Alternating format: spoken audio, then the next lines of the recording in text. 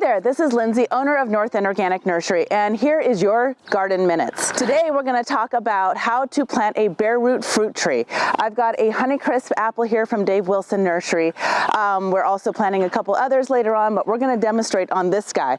So what is a bare root fruit tree? In a nutshell, it's a tree without any soil on its roots, hence the name bare root. What's the advantage of them? Well, they tend to be a lot less expensive. They adapt really quickly to your soil, but you have to plant them during a period of time when they are in their dormant stage. If you wait too late in the season, bare root fruit tree season is over, and you're going to have to buy a potted plant, which is going to be more expensive, and it'll still do fine, but it's just not going to be nearly as well adapted to getting in your soil and going as a bare root. So to get prepared, we dug a hole. This hole's about 18 inches deep by about 18 inches wide. It's going to vary from tree to tree exactly how deep you need it to be. For this one, I'm going to kind of do a dry test here and see. That's a little bit too deep. Where we want the soil level to be is just right at where the tree trunk the root zone. If you bury this section here, it'll actually smother the tree, and probably the #1 public enemy of fruit tree planting or any kind of tree planting is when people cover the trunk of the tree. Right here, this is the bud union. This is where we grafted a fruiting stalk on top of a rooting stalk.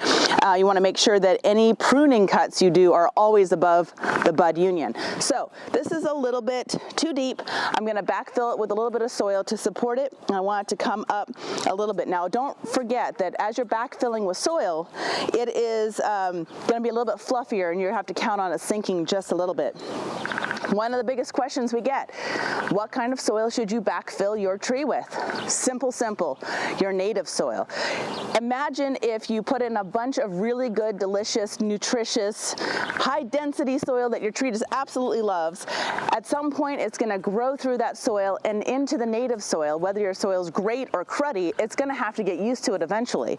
And what we don't want to do is have the tree hit the edge of its root ball and decide that it doesn't like your native soil and start circling back on itself. So it's very, very important that you only put native soil in the hole. So I'm going to backfill it right now, and we'll be right back. Okay, we now have our hole dug. I've backfilled it to the right level for this particular tree. So now I've got some nice loosened soil that'll make it a little bit easier for this tree to establish itself. At this point, I'm just going to start backfilling it. Now, while I'm not going to use any other different types of soil, what I am going to use is this product called Plant Success Organics. And it's a mycorrhizal inoculant with a little bit of organic fertility in it, just to give the plant a boost. What mycorrhizae do, though, is they inoculate the root zone of a tree or shrub or even grasses. And as it inoculates it, it expands the effective rooting zone of that particular plant. This is a great insurance plan for helping your tree to get established quicker and have a higher success rate. So definitely recommend adding some of this. Per tree, about 1 or 2 teaspoons is really all it takes. Now I'm going to start backfilling my planting hole. I've got it in there at the right height. I've got my mycorrhizae in there. It's really a good idea to make sure you put your soil in one spot as you're digging it out. If you try to start backfilling and you've shoveled all your soil hither and thither, you are not going to have a very easy time trying to gather it all up and scrape it back into the hole. So we're going to keep on backfilling. Now, once I've gotten a nice layer in there, I'm going to press it down, make sure I'm getting rid of any of those holes, air pockets. Gonna kind of do a straightness check here, make sure the tree's being planted straightly, because if you do it, that's even a word, if you do it later on, it's kind of hard to make corrections. So now it's being held in place. I'm just gonna keep on backfilling until I hit the top of the roots. It is really a better idea to plant too shallow than too deep. You can always compensate it later. Here you go, Wormy. Make some good soil in there. All right, press it down some more. Make sure we've got nice compaction going on. Some people like to stake their trees, and it's not a horrible idea, but you want to make sure you take the stake off after a certain amount of time, maybe the first year. A tree that's staked for too long is going to not get strong on its own. Make a little correction here. There we go, stamp it down, press a little bit more. Okay, now while I am not going to add special soil into the hole, I am gonna add a nice composty soil on top. It's gonna help hold in nutrients, give it some feeding for this first season. I'm using the Gardener in Bloom soil building conditioner. This is my favorite. It has some mycorrhizae in it as well, a little bit of chicken compost. And what this is going to do is help to retain moisture on this newly planted tree. Really nice organic nutrient base on here. The whole line of products is really one of our favorite lines to use. That should do enough for this. I'm probably going to try to rip out a little bit more of this grass around here, and I'll expand this kind of mulchy area so that the tree has more of a zone around it where the grass is not growing up right next to the tree. You got to work with what you've got. I don't have a perfectly cleared out space in this backyard.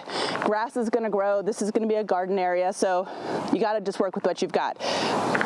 Now that the tree is planted properly, the next thing we have to do is probably one of the most traumatic things that people don't want to do when it comes to their new tree. People will call into the nursery and say, oh, how tall are your bare root fruit trees? And I'll be like, well, we got a bunch that are like 7 or 8 feet tall, but a well-pruned tree is going to be dropped down to about 36 to 48 inches tops. And that's kind of shocking, and you'll see why here in a second. But think about, what do you want out of your fruit tree? Do you need a tree that's going to be super tall and be a shade tree, and you're trying to hide it from deer? Well, you're not going to want to prune it so that it grows low. You're going to want to encourage top growth. Most homeowners, though, what we're looking for is a tree that's going to stay low and have harvestable fruit at the lower branches. So I don't want these branches going up here like this and creating a huge canopy. I want to bring them down and kind of bonsai it in a way to be low growing and easy to harvest. So my first cut's going to be the most traumatic. What I'm looking for is a way to make nice balance in here. Not all trees are going to have branches all around. You just want to make sure there's nodes that will produce branches, but I am going to, it's not a little higher than 36 inches. I could probably go lower. I'm going to do it here just so I keep that tag right there. Make a nice clean cut with my Corona pruners. They're nice and sharp. Make sure you always work with sharp pruners. I'm gonna put my tag back on there so I can keep it for later. So now I've got about, I don't know, 3.5 foot tall tree here.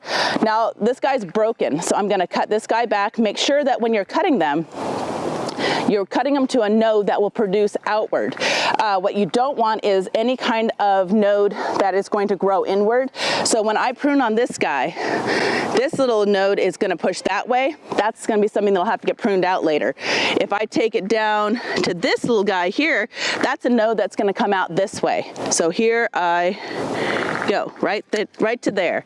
And I'm just going to look for my pruning points all along. I want to drop my branches down though so that they start to bush out and grow in the directions I want them to. Everybody's going to get a haircut here.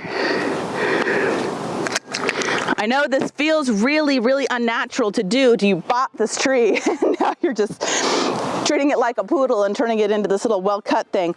But it's gonna result in much better fruiting, much better control over it. If you do this every single year, you're gonna have the best fruit tree. If you let it just go for years on end, it's not gonna be nearly as good, and you're gonna wish you did this in the beginning. So that's it. Thank you for watching our video today. This is Lindsay from North End Organic Nursery, and this has been your Garden Minutes. Have a great one.